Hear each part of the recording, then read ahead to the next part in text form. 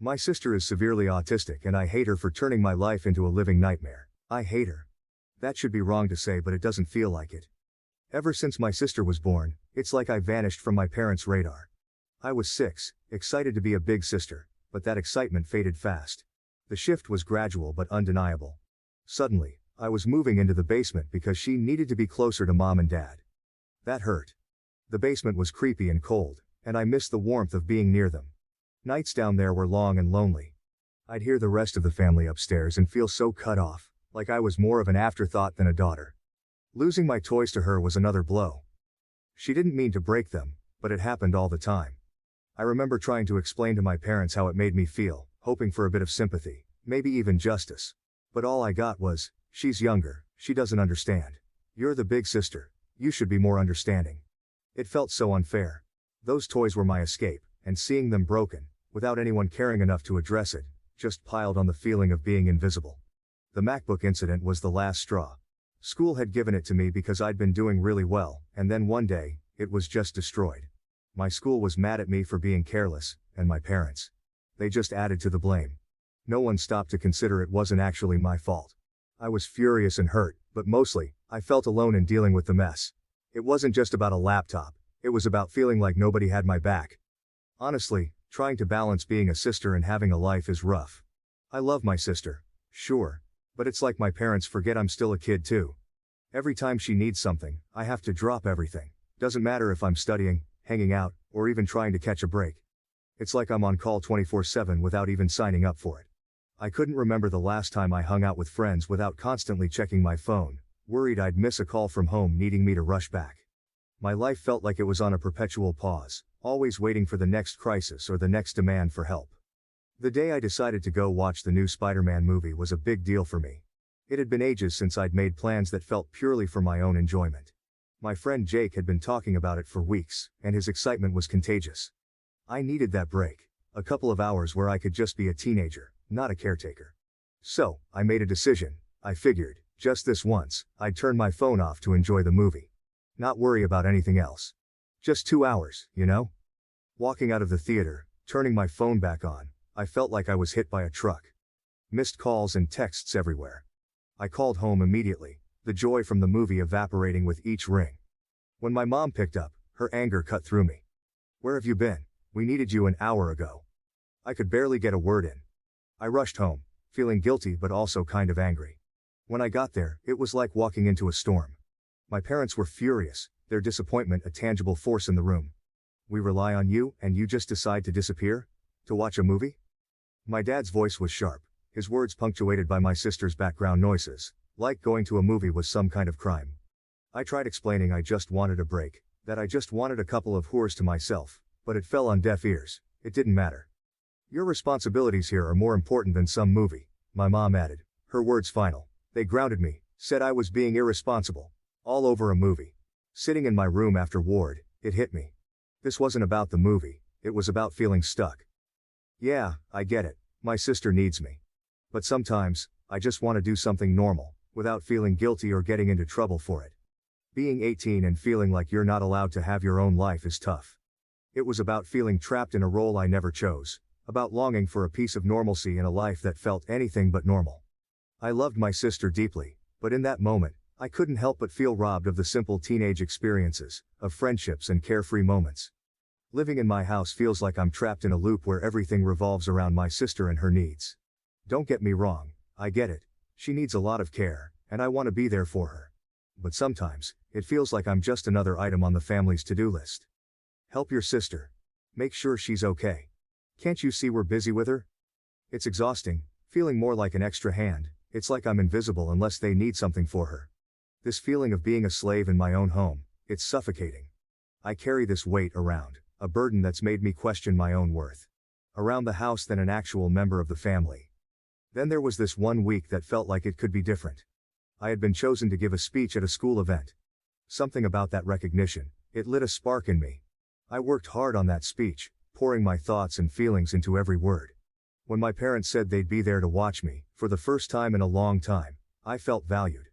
Finally, something about me. I worked on my speech every night, imagining looking into the crowd and seeing my parents there, maybe even catching them smiling proudly. The excitement was like a beacon, a rare light in the usual dimness of my daily life. Like, maybe this time things would be different. But they weren't. They missed it because of something with my sister. Once again they blamed it on my sister. Standing there, about to start my speech, and not seeing them crushed me. I pushed through, voice shaky and hands trembling. I cried. Not just for the speech, but for all the times I felt sidelined. Yeah, I made it through, and people clapped, but it felt empty.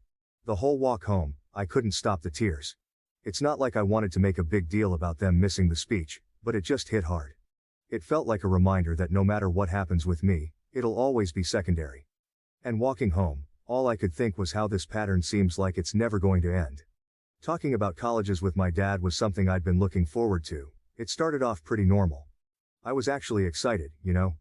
For once, it felt like we were focusing on my future, on something that was about me. I was getting into the idea, thinking maybe college was my chance to get out and do my own thing, away from all the chaos at home. We were looking at some brochures, talking majors and campuses. It was the closest to dreaming I'd gotten in a long time. Then my dad made that joke. Something about picking a high-paying major so I'd be set to take care of my sister when they're gone. He laughed, thinking it was just a light-hearted comment, I guess. But it hit me hard. All my bottled-up feelings just exploded. I lost it. I couldn't hold it in anymore. I started crying, then yelling, telling him how unfair it was that my entire life was expected to revolve around being my sister's caretaker. It was all coming out, every bit of resentment, every moment of feeling overlooked and undervalued, trying to make him see how much I've had to give up, how everything always circles back to what my sister needs. But they didn't get it. My parents just stood there, staring at me like I was speaking another language, watching me lose it. No comfort, no apologies, nothing. Their faces were so cold, so detached. It was like they couldn't understand why I was so upset over a joke. That's when I realized they weren't going to hear me out. I ran to my room, slammed the door, and I've been here ever since. And here's the thing. I've been in there for hours, and they haven't even bothered to check on me. Not a knock, not a word. Nothing. It's like my outburst didn't matter to them. It's so lonely sitting here, knowing that even this, me being this upset, isn't enough to get them to see how much I'm hurting. It's like I'm trapped in this role they've set for me, and my feelings about it don't matter at all. Am I wrong for wanting more than this? For wanting to be seen as more than just a future caretaker for my sister? It just feels like no matter what I do, it's like my life doesn't matter. I am nothing to them. Nothing more than just an insurance for my sister after they are gone. After hours turned into a day, and then another, with no word from my parents, something in me clicked. I couldn't shake off the feeling that something had to change. It wasn't just about getting away for a bit. It was about needing some space to figure out my own stuff without always being pulled back into the same old situation. I thought of the one person who'd always seemed to get it. Grandpa. Without making a big plan, I just packed some essentials into a backpack one night and left.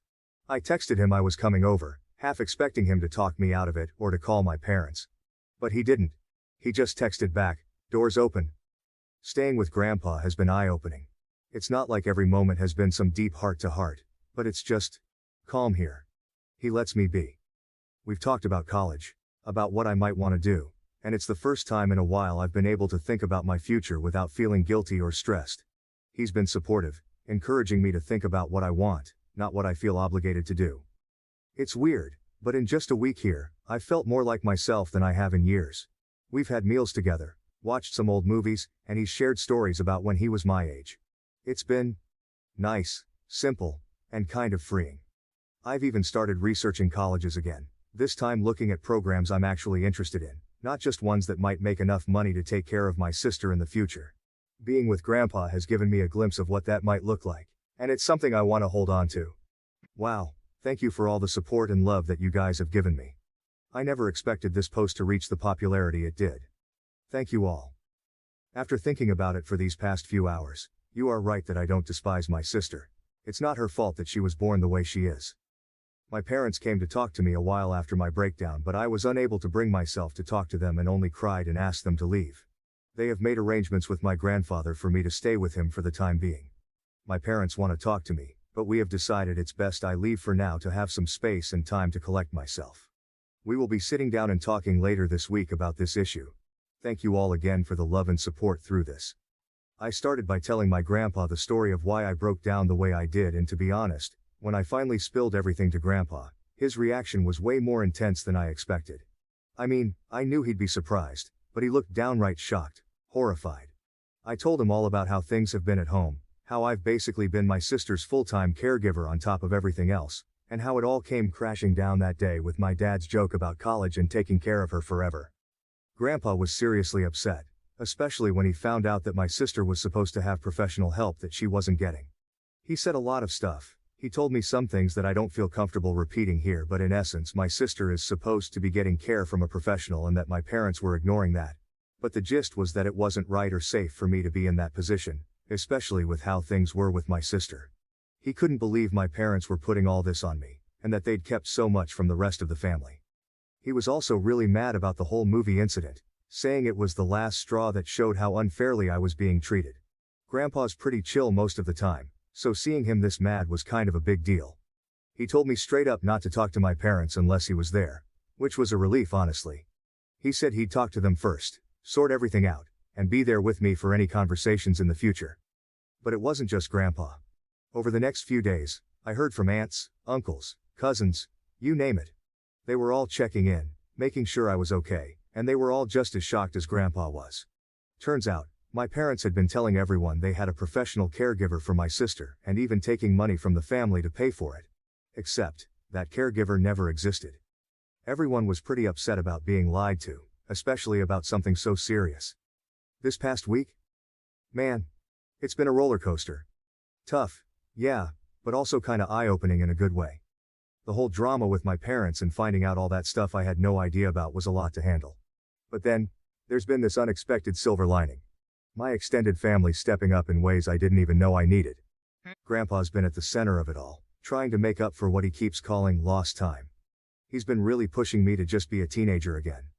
It's weird but nice, getting nudged to hang out with my friends more, or just chill and do whatever I feel like, stuff I haven't really done in, well, forever.